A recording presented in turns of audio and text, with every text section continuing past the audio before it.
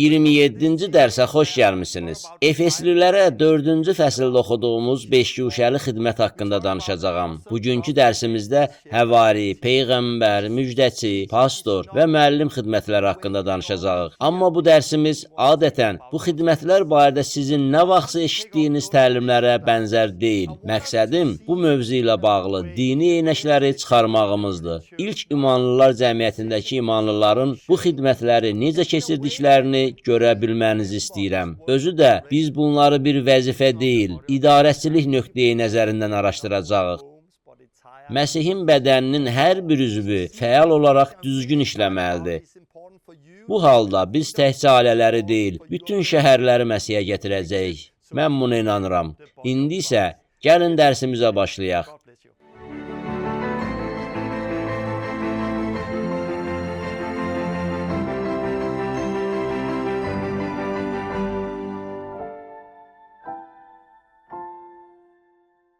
Pionerlər məktəbinin 27-ci dərsinə başlamaq istəyirik. Bugün sizinlə 5-guşəli xidmət mövzusundan söhbət açacağam.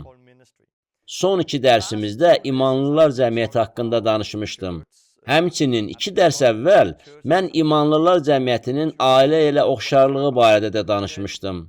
Uşaqsız ailələrin olduğu kimi, ruhani uşaqları olmayan imanlılar cəmiyyətləri də var. Övladı olmayan insanlara dünyaya körpə gətirmək üçün kömək lazımdır. Biz çox adamların ruhdan doğulmasını istəyirik. İmanlılar cəmiyyəti bir ailə kimidir. Biz ailələrdə uşaqların olmasını istəyirik. Sonra isə ailədə doğulan bu körpələr böyüməyə başlayırlar. Həmçinin körpələri olan ailələr də var. Yenicə ruhdan doğulmuş imanlılar təzə doğulmuş körpələrə bənzəyirlər. Körpələrin ehtiyacları fərqlidir. Gənc uşaqların ehtiyacları fərqlidir. Ataların da ehtiyacları fərqlidir. Uşaqsız olan imanlılar cəmiyyəti, körpələri olan imanlılar cəmiyyəti, körpəlik yaşından çıxmış uşaqlı imanlılar cəmiyyəti, övladları evi tərk etmiş imanlılar cəmiyyəti, nənə və baba olan imanlılar cəmiyyəti. Mən ruhani səviyyələr barədə danışmışdım. Körpəlik, gənclik, sonra da ana, ata olmaq. Bugünkü dərsin məqsədi isə əslində dini eynəkləri çıxarmağa sizə kömək eləməkdir. Pionerlər məktəbində bu vaxta qədər mənim öyrətdiyim 27 dərsin hamısı bu dini eynəkləri çıxarmaq məqsədi güdür. Yalnız bundan sonra biz Allahın istədiyini edə bilərik. Məsələn, şagirdlik işində Allah bizdən nə istəyir? Allah bizdən müjdəni necə başa düşməyimizi istəyir?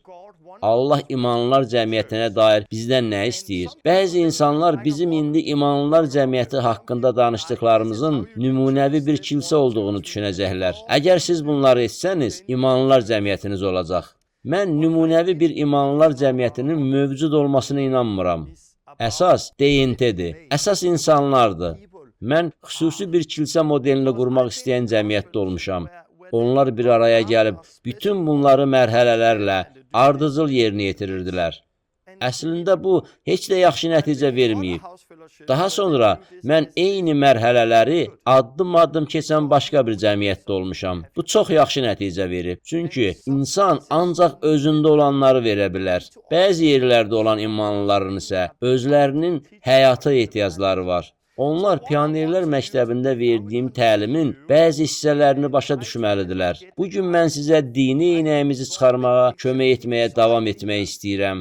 Sizə tam mənzərəni göstərməyə çalışacağam. Həmçinin sizə bəzi təkliflər verəcəyəm ki, insanlar doğru yolu görsünlər, düzgün istiqamətdə irəliləsinlər, şagird hazırlamaqda səmərəli olsunlar. Sonra biz yeni bir şey başlaya bilərik. Bu, tezliklə yayımlanacaq İsa radiosudur. Ümidvaram, bugünkü dərsə hazırsınız. Çox qısaca dua eləmək istəyirəm. Sonra biz dərsimizi davam edəcəyik. Allahım, gördüyün işlərə görə sənə şükür edirik. Dünyanın hər yerindən eşitdiyimiz heyrətamiz şəhadətlərə görə sənə təşəkkür edirik. Biz dua edirik ki, bu təlim insanlara sənin kim olduğunu və bizi nəyə çağırdığını anlamağa kömək eləsin. Bu dərsimizə baxan insanlar üçün dua edirik ki, öyrətdiyimiz dərslə onlara dini eynəklərini çıxarmağa kömək etsin. İnsanlar səni görüb tanıya bilsinlər. İsa'nın adı ilə dua edirəm. Amin. Efeslilərə 4-də oxuduğumuz 5-guşəli xidmət haqqında bölüşmək istəyirəm. Əvvəllər bu barədə çoxlu təlimlər eşitdiyinizi düşünə bilərsiniz. Lakin bugün sizinlə paylaşacağım bu təlimi siz eşitməmisiniz. Bu fərqli təlimdir. Bu, hələ də mənim üçün çox böyük və möhtəşəm bir vəhdir. Bu vəhi mən çox qısa müddət əvvəl almışam. Biz bunu əməkdaşlıq etdiyimiz insanlarla tətbiq etməyə başlamışıq. Bunun sayəsində aldığımız bəhrələr heyrətamizdir. Biz bir neçə gün əvvəl Danimarkada keçirilən Pionerlər Məktəbində Luka 10 adlanan təlim barədə bir video hazırladıq. Orada 5 güşəli xidməti nəzərə alaraq insanları imanlılar cəmiyyətlərini təşkil etməyə göndərdik. Nəticələr çox heyrətamiz oldu. Allahın illər əvvəl mənə söylədikləri indi qarşımda bir-birinin ardınca baş verir. Biz möhtəşəm, yeni hadisələr görməyə başlayırıq. Davam eləməzdən əvvəl, illər əvvəl aldığım bəzi peyğəmbərlikdən danışmaq istəyirəm. Bu peyğəmbərlik təkcə mənə deyil, həm də Pionerlər Məktəbinin tələbələri olan sizlərə də aiddir. Beləliklə, 18 noyabr 1999-cu ildə, yəni bundan 18 və ya 19 il əvvəl, mən Allahdan bir peyğəmbərlik aldım. Bu peyğəmbərlik sözü mənə Məsihin bədənini tərk etməyimin lazım olduğunu, sonra isə yenidən Məsihin bədəninə qayıtmağımı tövsiyə edirdi. Bir çox müjdəçilər müstəqil işləmələrinə baxmayaraq, mən həvari komandası ilə birlikdə işləməliydim. Mən Filipin həvarilərlə olan münasibətini unutmamalıydım. Hər gün insanlar xilas olacaq, biz ailələri, sonra isə bütün şəhərləri Məsihə gətirəcəyik. Bu, çox illər əvvəl aldığım olduqca xüsusi bir vəhi idi. Mən müstəqil deyil, həvari komandası ilə birlikdə işləməliyəm. Filipin həvarilərlə münasibətini unutmamalıyam. Müqəddəs kitabda nə görürük? Həvarilərin işləri kitabında biz nə görürük? Müxtəlif xidmətləri və ənamları olan imanlıların sıx əməkdaşlığını görürük. Bir dəfə Filip Samariyaya gəldi. Müjdəçi Filip Samariyada müjdəni təbliğ edirdi. Həmçinin Filip xəstələrə şəfa verir, cinləri qovurdu. İnsanlar Filipin etdiyi möcüzələri görəndən sonra ona diqqətlə qulaq asırdılar. Oradakı adamlar müjdəni qəbul etdilər, suda vəftiz olundular. Lakin Filip orada bu işi tamamlamadı. Filipin köməyə ehtiyacı var idi. Adamları müqəddəs ruhda vəftiz eləmək, ruhu qəbul etmək işində Filipə kömək lazım idi. Nə oldu? Yerusəlimdə olan şagirdlər və ya həvarilər Samariyadakı insanların kəlamı qəbul etdiyini eşitdilər. Filipə kömək eləmək üçün onlar Samariyaya adamlar göndərdi. Həmin adamlar da gəlib bu işi tamamlamaqda Filipə kömək etdilər. Onlar cəmiyyətin təməlini qoymaqda kömək etdilər. Filip bu işi onlara etibar edərək öz yolunu davam edə bildi. Filip kəlamı qəbul etməyə hazır olan bir xədimin yanına gəldi. Həmin xədim də ruhdan doğuldu. Bu barədə həvarilərin işləri 8-də oxuyuruq. Maraqlısı odur ki, həvarilər Filipə köməyə gəlməsəydilər, Filip Samariyada ilişib qalacaqdı. Filip yanına getməli olduğu xədimə gedib çata bilməyəcəkdi. Bəlkə də Filip Samariyada imanlılar cəmiyyətinin bünövrəsini qoymağa çalışacaqdı. Amma sonra Filip məyus olacaqdı. Niyə? Çünki Allah Filipin bu işi görməyini istəmirdi. Ola bilsin, Filip bu işi həvarilər qədər yaxşı edə bilməzdi. Həvarilərin işləri kitabında Paul imanlılar cəmiyyətinin qurulmasına dəstək olmaq üçün müxtəlif missioner səyahətlərinə özü ilə fərqli ənamlara malik olan insanlar aparırdı. Mən bu vəhi alanda çox sevindim. Çünki mən bunu təcrübədə yaşamaq istəyirdim. Fərqli ənamlara malik insanların birgə çalışdığını görmək istəyirdim. Çünki nəticədə hər gün insanlar xilas olacaqlar. Bu vəhi alanda mən çox sevindim. Lakin bu peyğəmbərliyi eşidəndə mən hələ də öz dini eynəyimdə idim. Belə düşünürdüm. Mən müjdəçiyəm. Sonra da getdiyim bir kilsə var. Həmin kilsədə pastor var. Mən müjdəçiyəm. Pastor və müjdəçi birlikdə necə işləyəcəklər? Mənə dini eynəklərimi çıxarmaq, Allahın nə demək istədiyini başa düşmək üçün uzun illər lazım oldu. Yəni, mənim həvari komandası ilə səfərə çıxacağım, hər bir ailənin və bütün şəhərlərin xilas olmasını görmək üçün Allahın mənə verdiyi tapşırığı anlamağıma uzun illər lazım oldu. Daha sonra 9 sentyabr 2006-cı ildə mən Allahdan başqa bir peyğəmbərlik aldım. Mən yeni nəslə bu DNT-ni ötürməliyəm. Həmin DNT nəsildən nəsilə keçməlidir və biz insanları sıfırdan ruhani nəhənglərə qədər böyüdüb yetişdirməliyik. Bugün biz bunu öz gözlərimizlə görürük. Pionerlər məktəbi vasitəsilə həmin DNT-ni ötürə bildik. Nəticədə dini eynəksiz olan yeni nəsil yetişir. Biz insanların sıfırdan başlayıb ruhani nəhənglərə qədər böyüdüyünü görürük. Peyğəmbərlik sözü belə davam edir. Onlar ailələri və şəhərləri Məsihə gətirəcəklər. Birdən mən ailələri və şəhərləri Məsihə gətirəcək şəxsin təkcə bir super müjdəçi olmadığını başa düşdüm. Bunlar həmin DNT-yə malik olan insanlardır. Pionerlər məktəbini keçmiş 26 dərsi görüb və orada verilən təlimin onları dəyişdirməsinə imkan verən insanlar. Ailələri Məsihə gətirməyə başlayıblar. Biz çox sayda ailələri Məsihə gətirəcəyik. Şəhərləri də Məsihə gətirəcəyik. Mən bu təlimlə bölüşmə imkanına görə çox şadam. Bugün bölüşəcəyim 5 guşəli xidmət haqqında olan bu təlim, İmanlılar cəmiyyətinin bir ailə olması haqqındadır. İmanlılar cəmiyyətində olan ruhani səviyyələr barədə də danışacağam. Bu vaxta qədər öyrəndiklərimizin hamısını bir araya toplayıb növbəti dərsdə yekunlaşdıracağam. Bugünkü təlimin bir çox ailələrin Məsihə gəlməsinə səbəb olacağına inanıram. Biz əminəmanlığa layiq olan adamları tapıb, onların yaşadıkları yerə gəldikdə, həmin ailələrin də Məsihə gəldiyini görəcəyik. Həvari komandaları ilə birlikdə biz gəlib onları yetkinləşdirəcəyik. Onlar yeni ailələri Məsihə gətirəcəklər. Nəticədə bütün şəhər Məsihə gələcək. Axı şəhərlər ailələrdən ibarətdir. Efeslilərə 4-ü oxumağa başlamaq istəyirəm. Mən sizə öz eynəyinizi çıxarmağa kömək eləməyə çalışacağam. Sonra mən kilsədə bu ənamların necə işlədiyini, bugün bizim onlardan necə istifadə edə biləcəyimizi izah edəcəyəm. Beləliklə, Efeslilərə 4:11. Həmin mətni birlikdə oxuyaq. Mənimlə birlikdə oxuyun. Həmin ayədə oxuyuruq. Özü, yəni Allah, kimini həvari, kimini peyğəmbər, kimini müjdəçi, kimini çoban və müəllim təyin etdi ki, Məsihin bədəninin inkişafından ötürü xidmət vəzifəsini yerinə yetirmək üçün müqəddəsləri təmin etsinlər. Bunun nəticəsində hamımız imanda və Allahın oğlunu tanımaqda birliyə, kamil insan səviyyəsinə, Məsihin tam yetkinliyi həddinə çatacaq. Allah cəmiyyətdəki imanlılara xidmət eləmək üçün ənamlar verdi.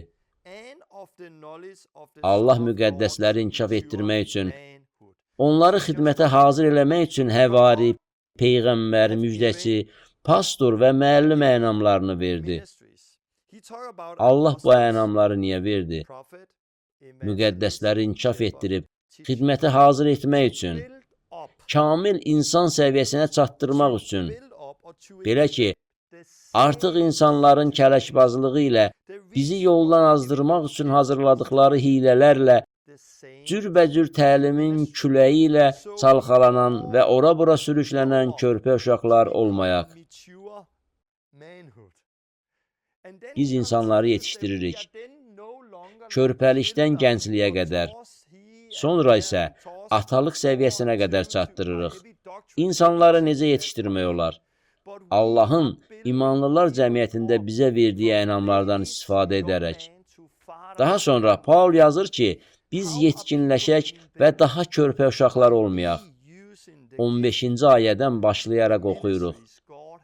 Məhəbbətlə həqiqəti yerinə yetirərək, bədənin başı olan Məsihə bənzəmək üçün hər tərəfli böyüyək. Efeslilərə 4:15. Bir tərəfli böyüməyək, hər tərəfli böyüyək. Sonra oxuyuruq. Bütün bədən onunla, yəni Məsihlə birləşdiyi üçün hər buğumun köməyi ilə üzvü surətdə ona bağlanıb qurulur və hər üzvün ahəngdar işləməsi ilə böyüyür, məhəbbətlə inkişaf edir. Efeslilərə 4:16. Mən burada bir çox sözlərin olduğunu bilirəm. İndi onları izah edəcəyəm. Beləliklə, biz inkişaf edərək cəmiyyətin başı olan İsa Məsihə bağlanıb böyüməliyik. Biz necə böyüyə bilərik? Hər buğumun köməyi ilə biz Məsihə bağlanıb quruluruq. Hər üzvün ahəngdar işləməsi ilə böyüyürük. Bədənin hər bir üzvü, hər bir hissəsi düzgün işləyəndə bütün bədən işləyir. Əl ilə nəyisə edərkən, baş barmaq işləməsə də, başqa barmaqlar işləyir. Amma baş barmağın işləməsə, fincandakı çayı içmək çətin olur. Yalnız 3 barmağım olsa, bu daha çətin olar. Əgər 2 barmağım işləsə, hətta istəsəm də bu fincandan içə bilmərəm. Səmərəli nəticə əldə eləmək üçün bütün barmaqlarım, bütün üzvlərim işləməlidir. Dərsimizə davam etməzdən əvvəl mən İmanlılar Cəmiyyətindəki 5 guşəli xidmətin nədən ibarət olmasından danışmaq istəyirəm. Təlim heç də insanları bir qutuya salıb, onları idarə etmək məqsədi ilə verilmir. Çünki mən bunu illər əvvəl artıq yaşamışam.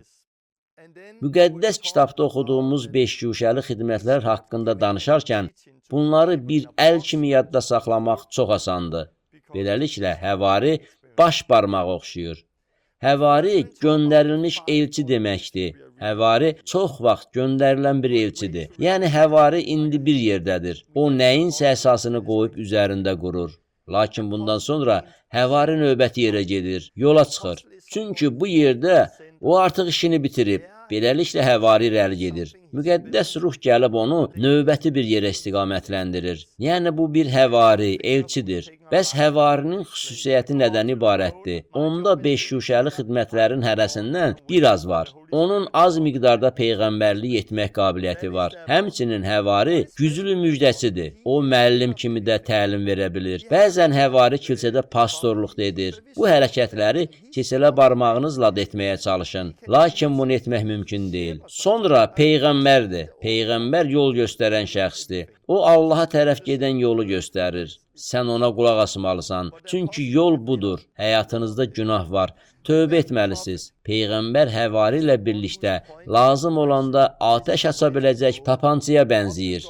Deməli, bizdə həvari və peyğəmbər xidmətləri var. Müjdəsini göstərən barmaq biraz daha uzundur. Müjdəni uzaq yerlərə çatdırır. O, çox zaman müxtəlif yerlərdə baş verən ən heyrətamiz möcüzələrin şahidi olur. İnsanlar möhtəşəm şəfalar alır, cinlərdən azad olurlar. Başqa ənamlar olan kəslər bunlar edə bilmirlər. Daha sonra İmanlılar Cəmiyyətində pastor var. Çobanı üzük daşıyan atsız barmaq təmsil edir. Çoban gəlinlə evlənən bir bəydir.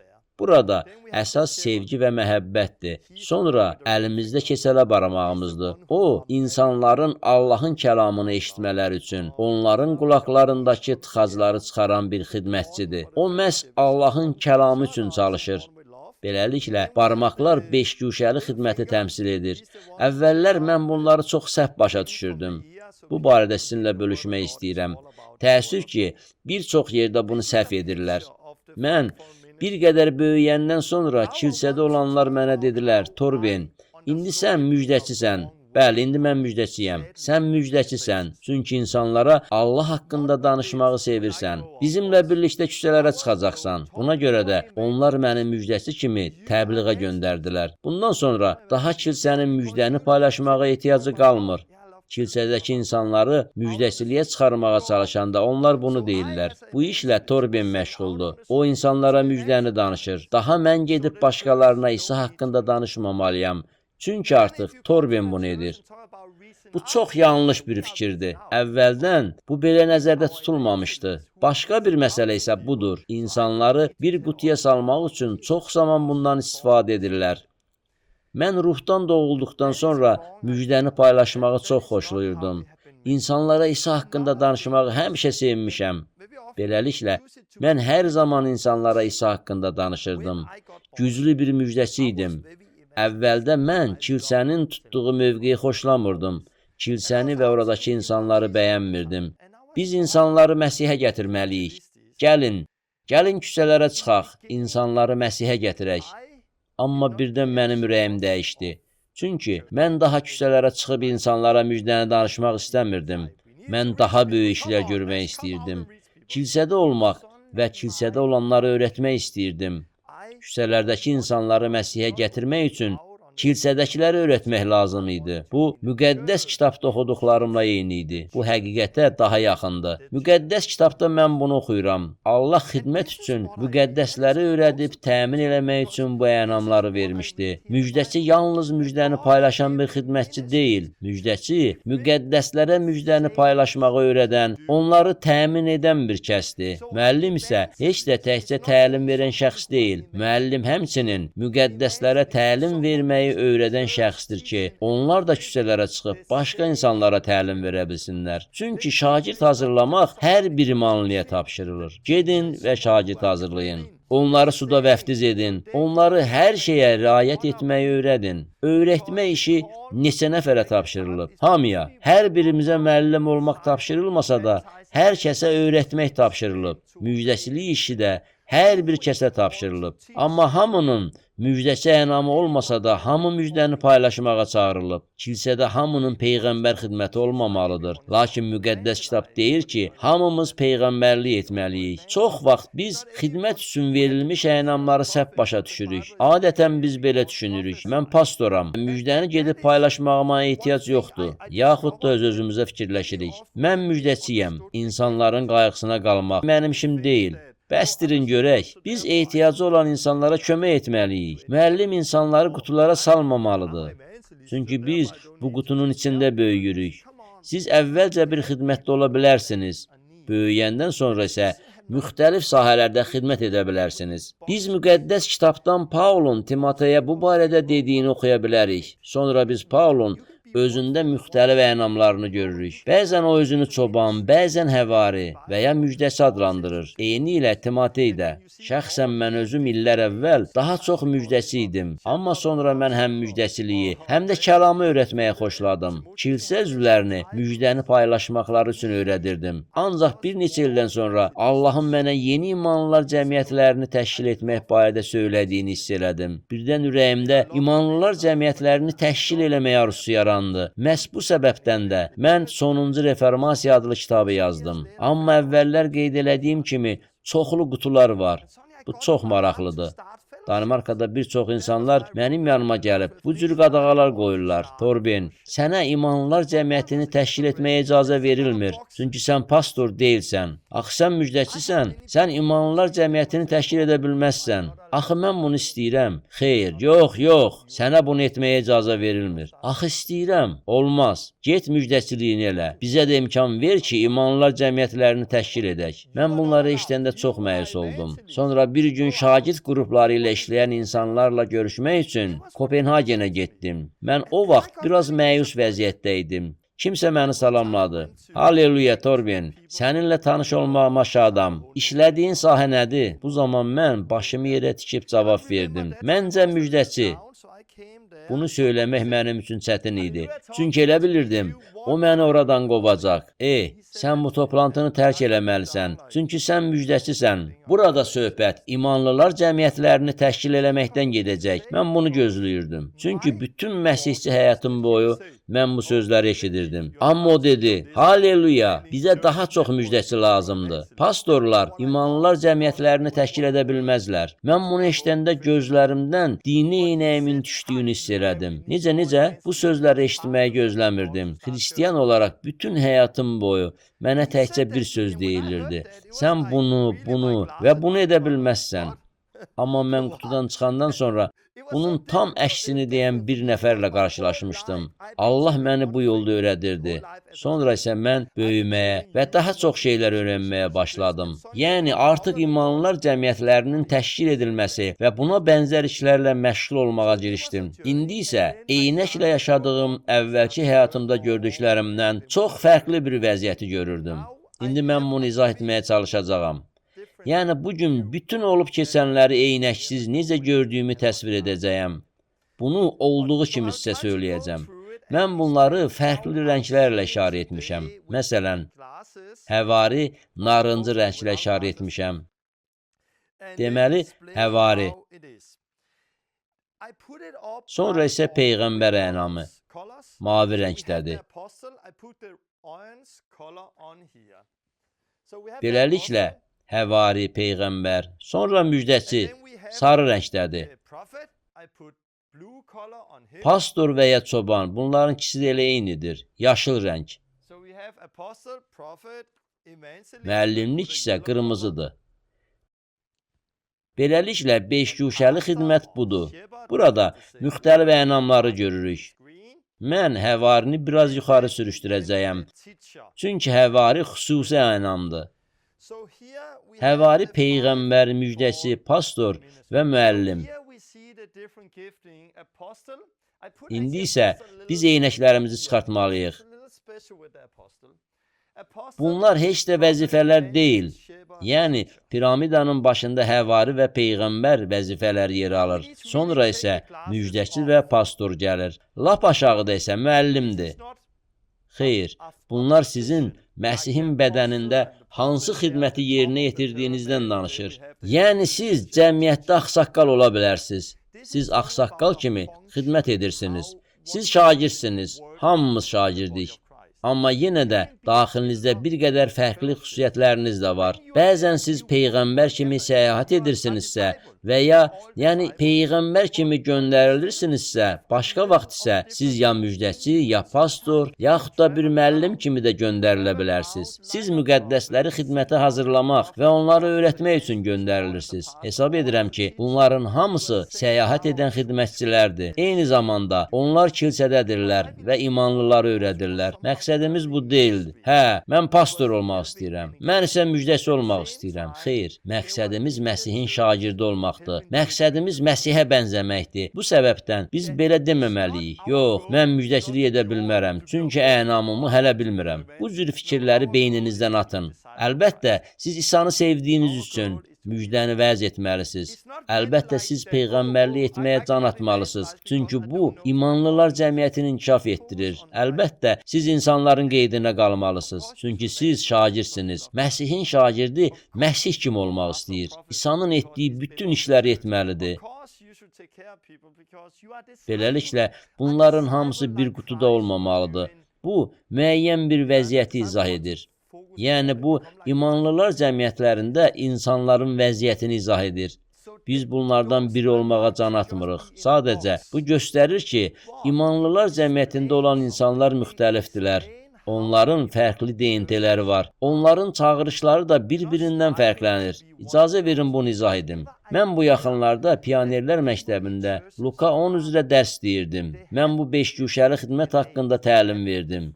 Həvari xidmətini ayırdım. Çünki həvari xidmətində digər ənamların hamısından biraz var. Peyğəmbərlərdən danışdım, müjdəçidən danışdım, pastordan və müəllimdən danışdım. Sonra isə mən oradakı insanlardan xahiş elədim ki, bu 4 xidmətdən özlərinə yaxın olanı seçsinlər. Əgər siz məndən özümü hansı xidmətə daha çox aid etdiyimi soruşsanız, bilirəm, siz mənim pastor olduğumu düşünürsünüz. Yox, siz belə düşünməzsiniz. Hesab edirəm ki, pastor xidməti mənə ən az uyğun gəlir. Bu 4 xidmətdən mənə ən çox uyğun olan müjdəçi və ya ola bilsin müəllimdir. Amma adamlar mənə gah peyğəmbər, gah həvari, gah da müjdəçi və müəllim deyirlər. Məni tanımayanlar bəzən pastor deyirlər. Amma mən demək istəyirəm ki, bəzən biz fərqli sahələrdə xidmət edirik. Vacibi özümüzü qutuya qoymamağımızdır. Bunu yadınızda saxlayın. Mən bu cür danışan insanlara rast gəlmişəm. Yox, mən müjdəçi deyiləm. Mən müjdəliyə bilmərəm. Onlar çox qorxurlar. Amma həmin adamlar küçədəki kislət alandan sonra müjdəçiliyi sevməyə başlayırlar. Dünyanın hər yerinə müjdəni çatdırmağa gedirlər. Halbuki, əvvəllər onlar bunu edə bilməyəcəklərini düşünürdülər. Öz ənamlarını bilmirdilər. Əslində isə onlar qorxurdular. Beləliklə, biz tələsib insanlara kim olduqlarını söyləməməli və onları qutulara yerləşdirməməliyik. İndi biz bunu belə edirik. Peyğəmbərlik edənləri bir tərəfdə oturduram. Müjdəçiləri başqa tərəfdə oturduram. Pastorları ayrı, müəllimləri ayrı oturduram. Sonra onlara sual verirəm. Bu çox maraqlıdır. Çünki siz insanların necə düşündüklərini görürsünüz. Peyğəmbərə sual verirəm. Bugün kilsədə olan ən böyük ehtiyac nədir? Biz Allahı axtarmalıyıq, dua eləməliyik, Allahı axtarmalıyıq. Allahı axtarmaq olduqca vacibdir. Allahdan eşitmək çox vacibdir. Duada daha çox vaxt keçirməliyik.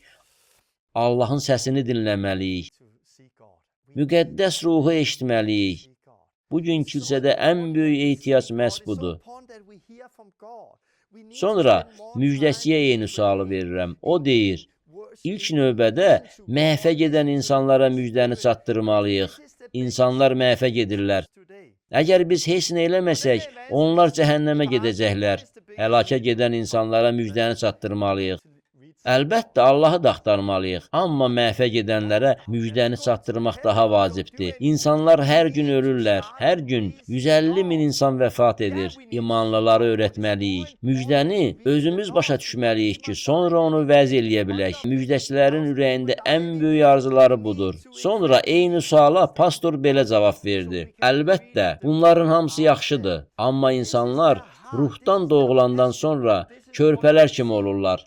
Onların qeydinə qalmalıyıq. Biz bir-birimizin də qeydinə qalmalıyıq. İnsanlarla müjdəni danışmaq yaxşıdır. Amma siz cəmiyyətimizə bir baxın. Burada tənha, qəlbi yaralı imanlılar var. Biz bu tənha və yaralı imanlılara qayğı göstərməliyik. Biz birlikdə olmalıyıq. Müəllim isə deyir, bəli, amma sağlam təlim lazımdır. Əsas təlimdir. Təlim bir problemdir. Bizə sağlam təlim lazımdır. Bizə Allah qorxusu lazımdır. Bizə sağlam təlim lazımdır. Biz imanlıları öyrətməliyik. Öyrətməliyik. Bu çox maraqlıdır. Mən imanlıları 4 qrupa bölüb oturtdum. Onların necə düşündüyünü aydın gördüm. Burada gördüm ki, hamımız burada müjdəni vəz edirik. Hesab edirəm ki, biz özümüzü bu qruplara bölməməliyik. Mən buyam, mən isə buyam deməməliyik. Hesab edirəm ki, hamımızın əsas təlimə ehtiyacımız var. Hamımız Allahdan eşitməyi öyrənməliyik. Hamımız müjdəni təbliğ etməyi öyrənməliyik. Hamımız müqəddəs ruhun rəhbərliyi altında yaşamağı öyrənməliyik. Hamımız imanlılara şagird hazırlamağı öyrətməliyik. Bu orduda olduğu kimidir. Əskərlikdə siz bəlkə helikopter sürəcəksiniz, bəlkə tank sürəcəksiniz, bəlkə ilkin tibbi yardım göstərəcəksiniz. Bomba partlayandan sonra yaralı adamları yığıb müalicə edəcəksiniz. Orduda da insanlar əsas təlimi keçirlər. Əsas təlimi hər kəs keçir. Tankçılar tapancadan atəş açmağı da mütləq bacarırlar. Çünki onlar əsas təlimi keçiblər. Yəni onlar artıq əsas təlimi keçiblər. Əsas təlim alandan sonra tanklarla işləyənlər tanklarla işləməyə gedirlər. Çünki onlar tanklar haqqında çox şey bilməyən bizlərə kömək edə bilərlər. Digər sahələrdə təlim keçənlər gedib bildikləri işlə məşğul olurlar. Bunları görməyə başlayarkən bu adama çox maraqlı gəlir. Mənə, məsələn, oradakı imanlıları 4 qrupa bölüb oturdanda özümə də çox aydın oldu. Məsələn, orada özlərini daha çox müjdəçiliyə aid edənlər var idi. Mən soruşdum, nə? Bəli, bu ürəyimin böyük arzusudur. Məhvə gedən insanlara müjdəni çatdırmaq istəyirəm. Yaxşı. Mən onunla tanış olanda onun pastor olacağını düşünürdüm. Mən belə fikirləşirdim. Mən onunla tanış olanda o mənə pastor kimi görünmüşdü. Amma onun ürəyinin böyük arzusu insanlara müjdəni çatdırmaq idi. Mən onun ürəyinin nəyi arzuladığını artıq bildim. Əlbəttə, onun əsas çağırışı şagird olmaqdır. Biz hamımız şagirdik, amma o daha çox müjdəçidir. Bunu biləndən sonra onu öyrətmək mənə daha asandır. Məsələn, biz onunla birlikdə müjdəni vəz eləməyə gedirik. Bu zaman həqiqətən şəxsi hissləri ilə mübarizə aparan bir qızla tanış oluruq. Amma həmin qıza saatlarla oturub onu dinləyən bir insan gərəkdir. Bu zaman mən nə edirəm? Əvvəllər o qızla söhbət etməyi ona tapşırardım. Sən bu qızla söhbət edərsən? O isə belə cavab verər. Əlbəttə, mən onunla söhbət edə bilərəm. Amma əslində mən müjdəni vəzirləmək istəyirəm. Əlbəttə, o xahişimi yerinə yetirər. Lakin daha yaxşı olar mən bu qızla danışmağı pastor ənamı olan bir nəfərə tapşırım. Növbəti 3 saat ərzində bu qızla söhbət edərək ona məsləhət verə bilərsənmi? Bəs sən mənimlə küçələrə çıxıb kikstarla kömək edərsənmi? Sən isə adamla oturub yenidən doğulmaq üçün suda vəftizi ona izah edə bilərsən? Bu və ya başqa bir şey etməkdə kömək edərsənmi? İnsanların nəyə həvəsli olduqlarını biləndə biz daha səmərəli oluruq. Amma barmaqlarımdan biri baş barmağım olmaq istəyirsə, qulağım burnum olmaq istəyirsə və yaxud o zaman bu işləməyəcək. Səmərəli olmağımız üçün biz bədəndə öz yerimizi bilməliyik. Burada anlamalı olduğumuz vacib məsələ budur. Biz sevdiyimiz işlərdən enerji alırıq. Təbii ki, müjdəçi də insanlarla görüşüb onlara məsləhət verə bilər. Mən bunu da edirəm. Yəni mən insanlarla oturub onlara qulaq asa bilərəm. Bunu 20 dəqiqə edə bilərəm. Çox çalışsam, yarım saatla bunu edə bilərəm. Çalışsam, uzun müddətdə söhbət edə bilərəm. Yəni mən 1-2 saat oturub insanları dinləyə də bilərəm. Amma bu mənim üçün çox çətin olacaq. Bu mənim bütün enerjimi alacaq. Bundan sonra isə mən tam gücsüz hala düşürəm. Beləliklə, bu mənim bütün enerjimi alar. Amma pastor ənamı olan bir nəfər bir adamla 2 saat danışdıqdan sonra özünü çox əla hiss edir. Mən son 3 saat ərzində oturub bir nəfəri dinlədim. Onların danışdığı əhvalatları eşitmək çox xoş idi. Mən isə insanlara İsa haqqında danışandan sonra heç yorulmuram və eyni cür enerji ilə doluram. Çünki bu mənim ənamımdır. Biz bunu anlamağa başlayanda insanlar Məsihin bədənində öz yerlərini tapırlar. Efeslilərə 4-də biz bunu oxuyuruq. Bütün bədən onunla birləşdiyi üçün hər buğumun köməyi ilə üzvü sürətdə ona bağlanıb qurulur və hər üzvün ahəngdar işləməsi ilə böyüyür, məhəbbətlə inkişaf edir. Bədənin hər bir üzvü öz yerində ahəngdar işləyəndə bütün bədən böyüyür. Pionerlər məktəbində Luka onu öyrədərkən biz bu tapşırığı verdik. Hamı bunu çox bəyəndi. Biz peyğəmbərlik ənamı olan insanları bir tərəfə ayırıb bir qrup yaratdıq. Sonra müjdəçiləri bir qrupa topladıq. Pastor ənamı olanları bir qrupa, müəllimlik ənamı olanları da bir qrupa. Hər qrupda ruhdan yenicə doğulmuş körpələr də var idi. Onlar təlim almalıdılar. Bundan savayı hər bir qrupda çox güclü olan imanlılar da var idi. Müjdəçilərin qrupunda müjdəni paylaşmağı öyrənmək istəyənlər də var idi. Həmçinin bu qrupda təcrübəli müjdəçilər də var idi ki, digərlərini öyrədə bilərdilər. Onlara bunu öyrənmək istəyənləri öyrətmək daha asandır. Nəinki ürəklərində bu istəyi olmayan adamları. Burada heç bir bəhanəyə yeri qalmır. Bu qrupda təcrübəli olanlar körpələri öyrədirlər. Eynilə bu qrupda da. Axırda hamı bir araya gəlir və bir-birini öyrədirlər. Çünki hamımız öyrənmək istəyirik. Hamımız Məsih kimi olmaq istədiyimiz üçün hər birimizdən öyrənməyə hazırıq. Mən daha çox müjdəçiliyə həvəs göstərsəm də, digər ənamları da öyrənə bilərəm. Maraqlısı budur ki, bugünkü kilsələrə nəzər salsanız, görəcəksiniz ki, hər bir kilsə sanki bir rəngə boyanıb. Hər bir ənamın öz rəngi var. Peyğəmbərlik ənamını daha çox vurğulayan kilsədə olanda hamı sizə əl qoyub dua edir. Nəticədə sanki üzərinizdə mavi rəng iz qoyur. Siz insanların hansı kilsədən olduğunu görə bilərsiniz. Bəzən kilsəyə baxanda hamının mavi rəngdə olduğunu görəcəksiniz. Çünki bütün kilsə peyğəmbərlik edir. Bəzən bu bir qədər qəribə görsənir. Çünki peyğəmbərlik ənamı olanlar bayraqlarla rəqs etməyi sevirlər.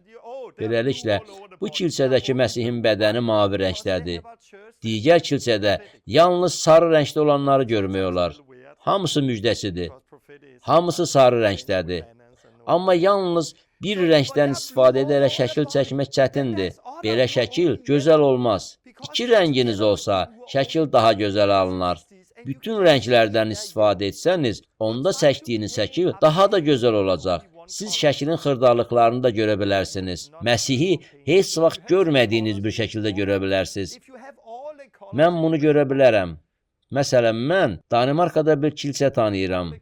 Bu kilsənin pastoru güclü müəllimdir. Bu kilsə nə edir? Bu kilsədə olan adamlar müjdəçiliyə getmirlər. Məsihi adamları gətirmirlər. Xilas olanlar yoxdur. Bu kilsəyə gedib soruşsanız, sizdə yenicə ruhdan doğulan insan kimdir? Onlar deyə bilməyəcəklər. Çünki xilas çox illər əvvəl olub. Burada hamı pastor kimidir. Məsihin oradakı bütün bədəni qırmızı rəngdədir. Orada söhbət həmişə və yalnız təlim haqqındadır. Beləliklə onlar bir konferans, sonra ikinci konferans və bir-birinin dalında yüzlərlə konferanslar təşkil edirlər. Yaşıl rəngə boyanmış başqaları da var. Bu kilsədə olmaq çox xoşdur. Oradakıların hamısı bir-birini sevir. Amma onların heç bir təlimləri və bünövrələri yoxdur. Hər şey sadəcə gözəl və xoşdur. Məsihə heç kimi gətirmirlər. Hamının sarı rəngə boyandığı başqa cəmiyyətlər də var. Burada hər yerdə ölmək üçün öz başlarına buraxılmış körpələr var. Çünki hamı müjdəçiliklə məşğuldur. Bir nəfəri xilasa gətirəndən sonra onu qoyub növbət adamı Məsihə gətirirlər. Daimi olaraq eyni şəkildə təkrarlanır. Lakin belə uşaqlar heç vaxt nə təlim alır, nə də böyüyürlər. Çünki onların valideynləri yoxdur. Çünki müjdəçi körpələri elə hey gətirməkdədir. Təzə bir körpə, yenə və s. Siz videolarına baxdıqda mənim müjdəçi olduğumu, yəni əsasən sarı rəngə boyandığımı anlaya bilərsiniz. Əlbəttə, bizim təlimimizlə başlayan insanlar öz fəaliyyətlərinə kickstartla başlayırlar. Bu zaman onlar da sarı rəngə boyanacaqlar. İndi onların hamısı sarı olur. Burada heç bir səhv yoxdur. Sadəcə hər kəs lazımlıdır. Müjdəçilik hər bir təlimin bünövrəsində olmalıdır. Bizə ənamları bir yerə toplamaq lazımdır. Düşünürəm ki, biz imanlılar cəmiyyətini təşkil edərkən insanların hansı vəziyyətdə olduqlarını bilməyimiz çox vacibdir. Onlar ruhani yetkinlikdə körpəmi, gəncmi və ya atadılarmı? İnsanların ənamlarını görəndə bu ənamlardan istifadə etmək imkanı yaranır. Təbii ki, bu zaman biz bir-birimizə hörmət etməklə ənamlardan düzgün istifadə edə bilərik. Bu halda biz daha səmərəli ola bilərik. Bir neçə gün əvvəl bir təlim videosunu YouTube-a yüklədik. Bu video bir neçə gün əvvəl olduğumuz missiya səfərindəki bir şəhadət barədədir. Kickstart etmək üçün Norveçə getmişdik. Biz insanları müxtəlif evlərə yolladıq. Onlar həmin evlərdə bir həftə, hətta bəzi yerlərdə bir həftədən də çox qaldılar və insanlarla işlədilər. Biz bu üsulu daha çox istifadə etmək istəyirik.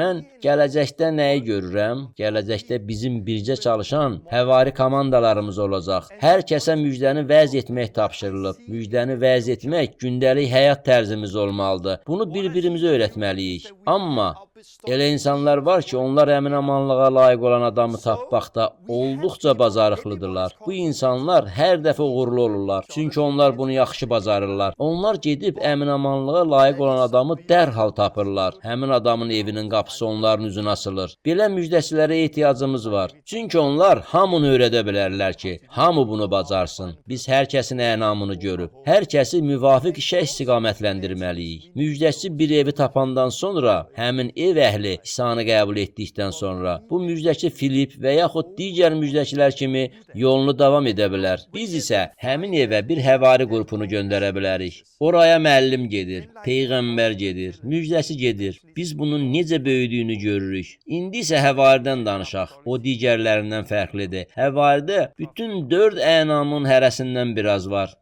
Məndə də hər ənamdan biraz var. Çünki məndə həvari ənamı var. Həvari quran, yaxud təşkil edən bir şəxsdir. Həvari böyük mənzərəni görə bilir. O yalnız bir yeri görmür. Pastor bir yerdə pastor olur, o belə fikirləşir. Mən bu imanlılar cəmiyyətini necə inkişaf etdirə bilərəm? Amma buraya bir həvari gəlsə, narıncı əlləri ilə pastora toxunsa, bu pastor daha əvvəlki kimi təkcə öz imanlılar cəmiyyəti barədə düşünməyəcək. O belə deyəcək, mən pastorları necə göndərim? Mən necə edim ki, təcrübəli pastorlar, gənc pastorlar yetişdirsinlər? Gənclər isə öyrənəndən sonra təzə pastorlar yetişdirsinlər. Öz imanlılar cəmiyyəti cəmiyyəti barədə düşünmək əvəzinə həmin pastor insanları öyrətmək və onları göndərmək üçün müqəddəs kitab məktəbi təşkil edəcək. Həvari müjdəsi ilə birlikdə olandan sonra öz narıncı rəngini ona ötürür. Müjdəçilik məktəbini necə açım? Başqa müjdəçiləri öz ətrafıma necə toplayım? Onları necə göndərim? O, öz imanlılar cəmiyyətindən daha böyük şeylər barədə düşünür. Şəxsən mən təkcə öz imanlılar cəmiyyətin barədə fikirləşmirəm. Mən müxtəlif ölkələri və bütün dünyanı düşünürəm. Məndə olan narıncı rəng yanımda olan insanlara keçir. Mənimlə çox qaldıqda bütün narıncı rəngdə olurlar. Təsirimin altına düşəndən sonra onlar da mənim düşündüyüm kimi düşünməyə başlayırlar. Mən bunu heç də övünmək üçün demirəm. Necə işlədiyini izah etmək üçün bunları deyirəm. Bir neçə il əvvəl mən də adi bir məsihçi idim. Amma sonra mən bir həvari ənamı olan bir insanla dostlaşdım. Onda həvari ənamı var idi. Bir neçə il mən onunla birlikdə xidmət elədim. O müqəddəs kitab məktəbini təşkil edəndə mən onun yanındaydım. İsa radiosu stansiyasını açdı. Mən onunla idim. Məsihçi qəzeti dərc etməyə başladı. Onun yanındaydım. Məsihçi kitab mağazası açdı. Mən onunla idim. Sonra Məsihçi kafe açdı. Mən yenə onun yanındaydım. Təbiətcə mən təşkil edən adam deyildim. Mən üzv olduğum imanlılar cəmiyyətindəyəm. Sadəcə, yalnız müjdəni vəz etmək və insanları Məsihə gətirmək istəyirəm. Amma həvari ənamı olan bir adamın yanında olduğum üçün onun rəngi mənə keçdi. Bütün varlığıma narıncı rəng yayılmağa başladı. Mən hər şeyi onun kimi görməyə başladım. Mən də təşkil etməyə başladım. Biz indi mərkəzlər, məktəblər təşkil elədik. Adamlara təlim veririk. İsa radiosunu da işə salmışıq. Bugün malik olduğum hər bir şey yalnız bu adamın yanında olduğumun nəticəsidir. Bu onda var idi və o malik olduğu hər şeyi mənə də ötürdü. Eynən buna oxşar. 2 gün əvvəl yanıma bir qız gəlmişdi. Onun üçün dua elədik. Onun üçün dua edərkən bir görüntü gördüm və bu qıza aid peyğəmbərlik elədim. Gördüklərimi ona danışanda o ağladı. Bu ona çox toxundu.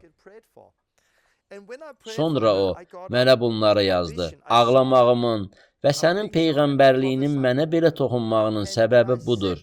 Sən mənə bir ay əvvəl gördüyüm yuxunu dəqiqliklə dedin. Bir ay əvvəl Allahdan bir yuxu gördüm. Sən yuxuda gördüyüm şeyi dəqiq söylədin. Belə şəhadətləri çox xoşlayıram. Bir neçə il əvvəl belə bir ənam məndə yox idi. Amma həmin vaxt çoxlu peyğəmbərliklər edən bir nəfərlə dostlaşdım. Mən onun yanında olanda o nə elədi? Öz mavi rəngini mən ötürdü. Daha mən təkcə sarı deyildim. Biraz da mavi rəngə də boyandım. İndi mən peyğəmbərliyi öyrədə bilərəm. Lakin mən hələ də mavidən daha çox sarı rəngdəyəm. Dediyim odur ki, bu belə işləyir.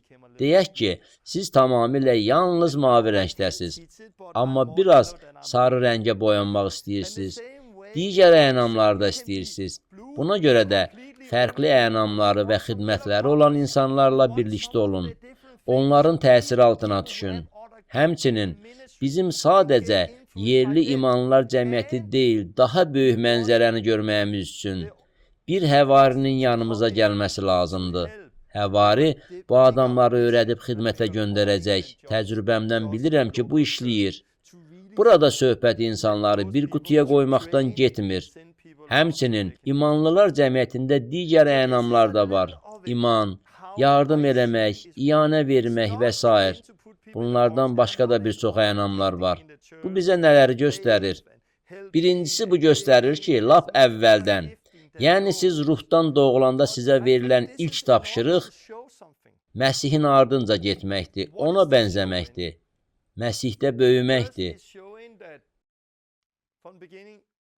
Missiya, gedib şagird hazırlamaq, onları suda vəftiz eləmək, həmçinin onları öyrətmək. Bu, hər bir imanlıya verilən tapşırıqdır.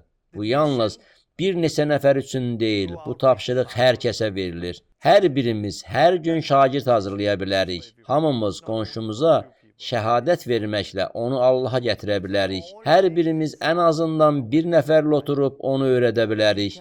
Hər birimiz peyğəmbərlik etməyi öyrənə bilərik. Mənə qüvvət verən Məsihin köməyi ilə hər işə gücüm çatır. Bundan sonra siz nə görəcəksiniz? ürəyinizdə bir sahəyə aid böyük, alovlu istək görəcəksiniz. Bu sizin ürəyinizdə olacaq. Bu sahədə işləməyi yaxşı bacardığınız üçün bunda zəif olanlara xor baxmayın. Onlarda olan ənamları görün, onlardan öyrənin. Müxtəlif ənamları olanlarla birlikdə işləməyə başlayın. Onda imanlılar cəmiyyəti inkişaf etdiriləcək. Siz daha çox sevinəcəksiniz, daha azad olacaqsınız.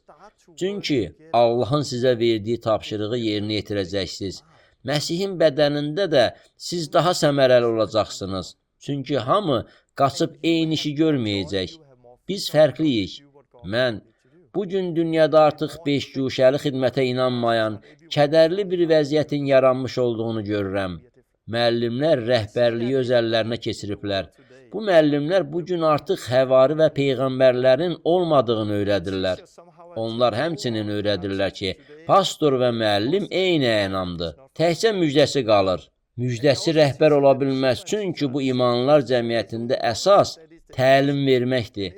Beləliklə, müjdəçilər axırda imanlılar cəmiyyətini tərk etməyə məcbur olurlar. İmanlılar cəmiyyətində isə yalnız bir ənam alırıq.